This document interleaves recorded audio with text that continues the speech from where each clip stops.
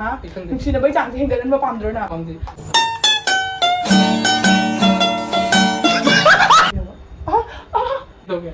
그럼 이 선물 타다 아이씨 선물 타다 빼야 되니까 의심이 라시네 라시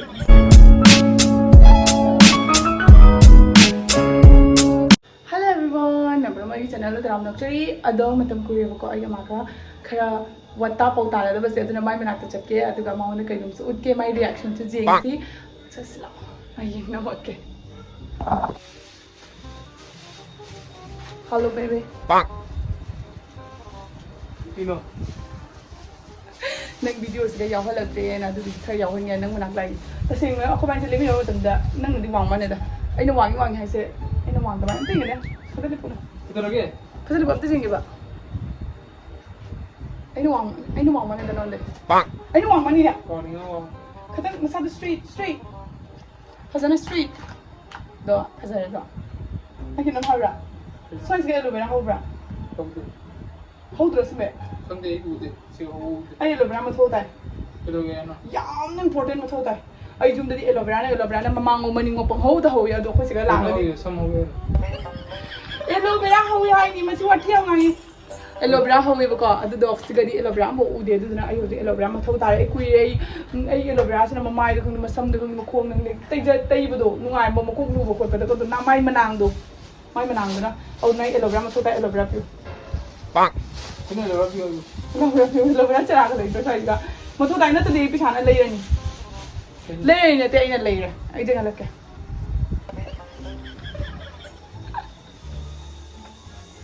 ni kadar to de ko ai pochi lei ne lore aloe vera ge duduna mama da har kan mana saudan re ai nang ha khre kapsan ore hadu poto siga lei ba ko to si se akoi siga ko aloe vera se phangdaba sida ta sunati any mafam da aloe vera phangdaba mafam do adu duga mu gi masagi na ma ki ke hai ti lei ri have gi ma garam ghre ying sla Losan ge. Tabra. Kino Sida law ne. Kino Ni ai mamai se jung dem ta mari am thok pan mai taw da. Itoge Taw bu ni jung. Itoge Jung ni taw bu ni mun na jung to. Itoge Ke se lo bra tai de de no. Kai no. Itoge Kai mi samru thada ai si samru thada pe ade. Si mi rashi ni ne rashi. Masak ke ba rashi ni se ngo. Masak ba gi rashi ni je. Singo.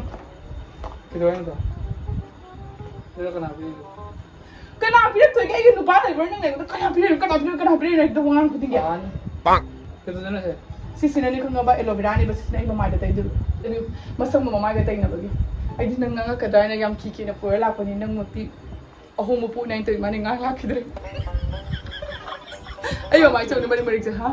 Pagi Kay no si po si packing sam da unboxing to ba. Manung da ne kang ba paisa si ne kay jam sati na mo na ne pura recipe do mai na pack karo cha pi de ba. Sao du konga sao so Yung tao na manung da ne rose gold rose powder rose ki kay no liquid siya ba. Ito thong so Ano jiyo bam tang unboxing to ba ay may am da jinghan ge bam tang.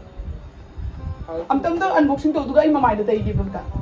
Nang tayo view ko mi na hai nung tigi thabak to matam da matay manaw smart to minari nung sina bagi chances mai na hingal ai yar. Kumbra.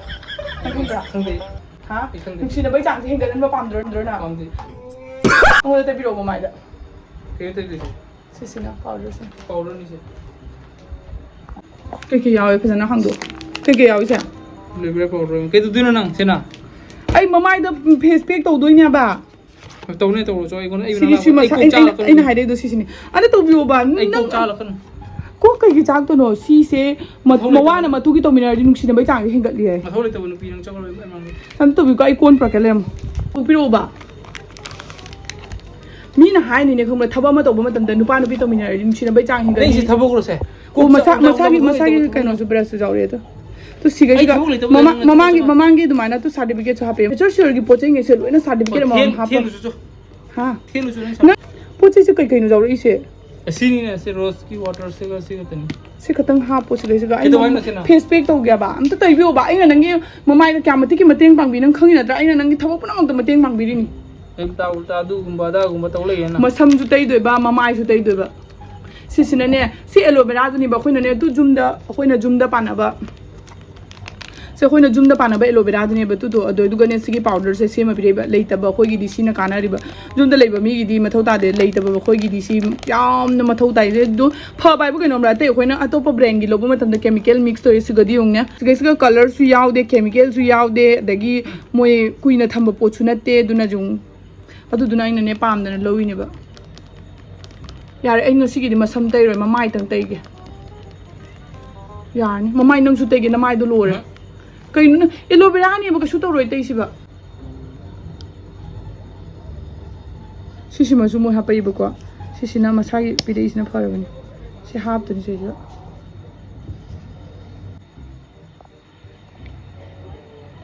Ready? Dress na to wala.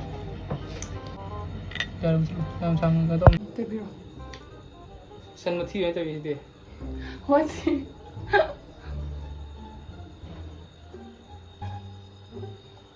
जुमको मसम द तैगदो brush न माइ the तैदना इने लो पुनि सिबना तैगनि उपाय लेता San thi de to. San thi de to. सा सुना सुना As. आहा उ दिबा ai makuche yang thong ko saw na lore ba au du ni me ama na tai bi na tra ka su tai bi ya pote makuche saw na lore ga moro pa du de kama du kham da ba chak pa na lore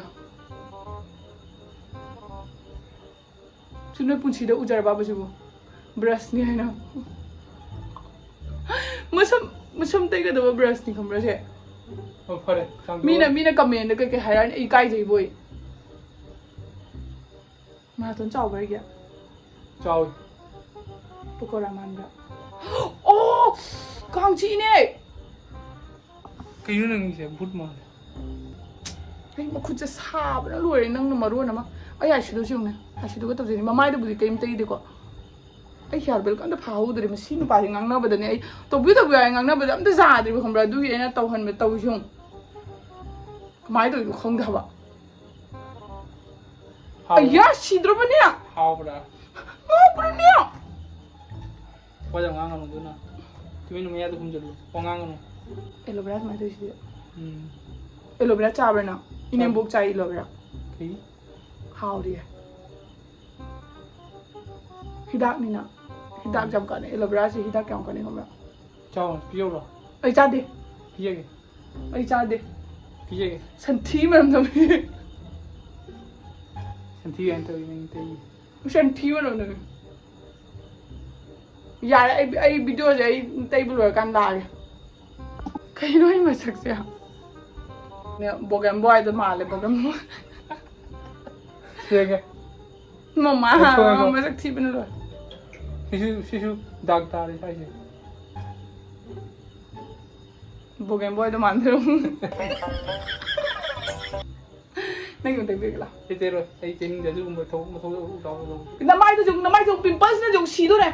Pimple to kera chapa Ado phaya magini ai wanga ai wanga ga ai mamai se loina ne kala to bitare ba akhoi gi kai ai loina khui gi do ba wanga no iselura mama kada te bi ge se no da ai tero pato ko solo ai thok lai thok kan no buni tai ru na tero kada te bi ge ba nang le solo